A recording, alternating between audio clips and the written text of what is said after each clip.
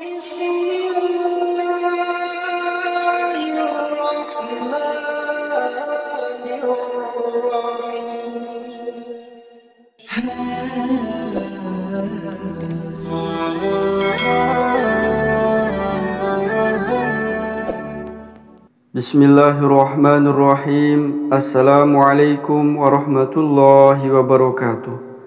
Syukur alhamdulillah kita bisa berjumpa kembali di channel Muhasabah Fiddin. Semoga dengan perjumpaan kita ini dicatat sebagai amal ibadah dan diberkahi oleh Allah Subhanahu wa ta'ala.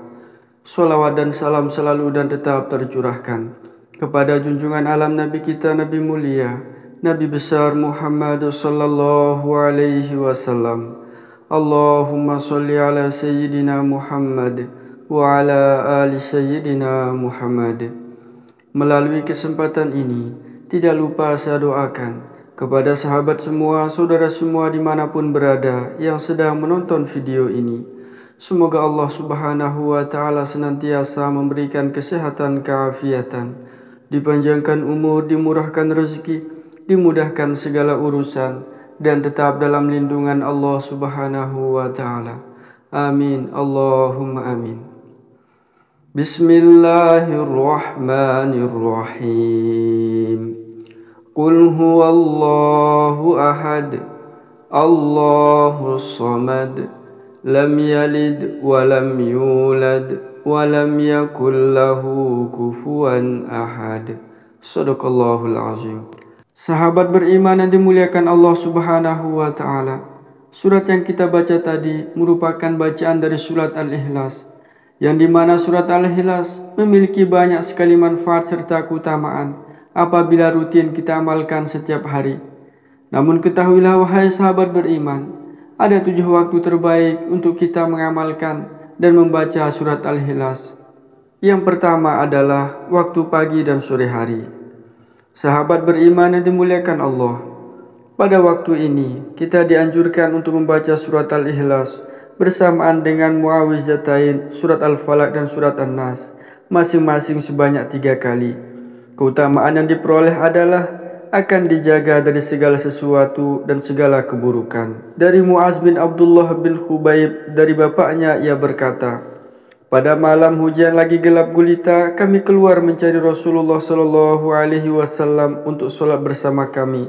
Lalu kami menemukannya, beliau bersabda, apakah kalian telah sholat? Namun sedikit pun aku tidak berkata-kata. Beliau bersabda, katakanlah. Namun sedikit pun aku tidak berkata-kata. Beliau bersabda, katakanlah. Namun sedikit pun aku tidak berkata-kata. Kemudian beliau bersabda, katakanlah.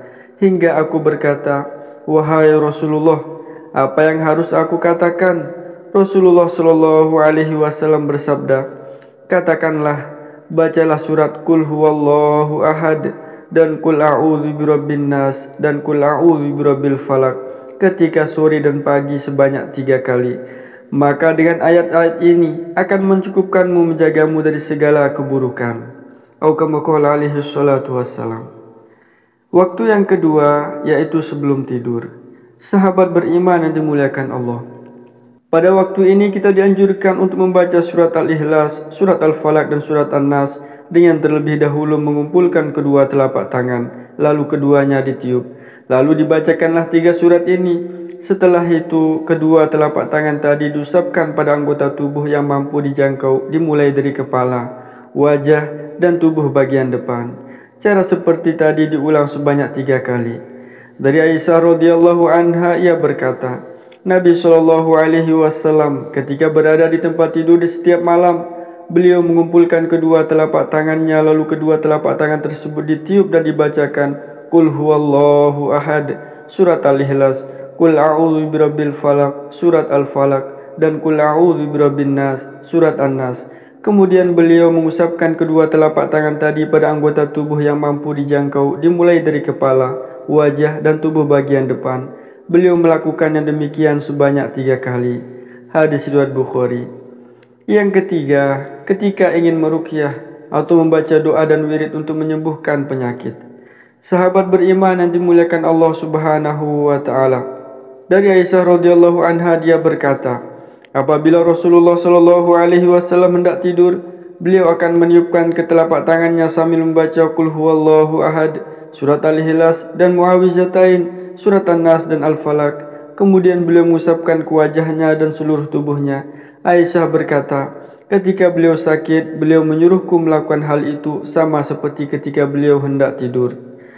Jadi tatkala meruqyah, kita sangat dianjurkan membaca surat Al-Ikhlas, Al-Falaq dan An-Nas dengan cara terlebih dahulu mengumpulkan kedua telapak tangan, lalu keduanya ditiup, kemudian dibacakan 3 surat tersebut. Setelah itu kedua telapak tangan tadi diusapkan pada anggota tubuh yang mampu dijangkau, dimulai dari kepala, wajah dan tubuh bagian depan.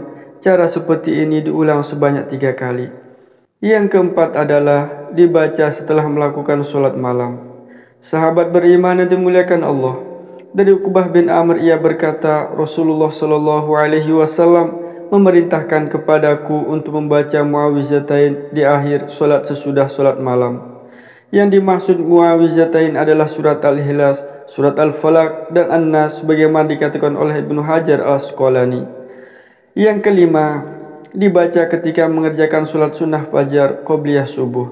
Sahabat beriman yang dimuliakan Allah, ketika itu surat Al-Ikhlas dibaca bersamaan surat Al-Kafirun. Surat Al-Kafirun dibaca pada rakaat pertama setelah membaca Al-Fatihah, sedangkan surat Al-Ikhlas dibaca pada rakaat kedua. Dari Aisyah radhiyallahu anha bahwa Rasulullah Shallallahu Alaihi Wasallam bersabda, sebaik-baik surat yang dibaca ketika 2 rakaat qobliyah subuh adalah Qul Huwallahu Ahad, surat Al-Ikhlas, dan Qul Ya Ayyuhal Kafirun, surat Al-Kafirun. Yang keenam, dibaca ketika mengerjakan sholat sunnah ba'diyah maghrib. Sahabat beriman yang dimuliakan Allah, ketika melaksanakan sholat sunnah ba'diyah maghrib, surat Al-Ikhlas dibaca bersamaan surat Al-Kafirun. Surat Al-Kafirun dibaca pada rakaat pertama setelah membaca Al-Fatihah, sedangkan surat Al-Ikhlas dibaca pada rakaat kedua. Dari Abdullah bin Mas'ud radhiyallahu anhu ia berkata, aku tidak dapat menghitung karena sangat sering aku mendengar bacaan Rasulullah Shallallahu Alaihi Wasallam.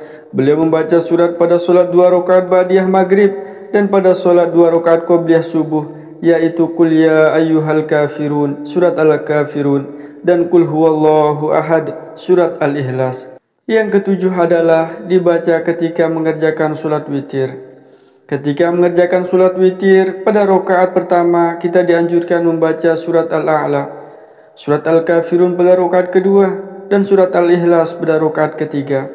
Dari Abdul Aziz bin Juraij, beliau berkata, aku menanyakan pada Aisyah radhiyallahu anha surat apa yang dibaca oleh Rasulullah Shallallahu Alaihi Wasallam setelah membaca Al-Fatihah ketika solat witir.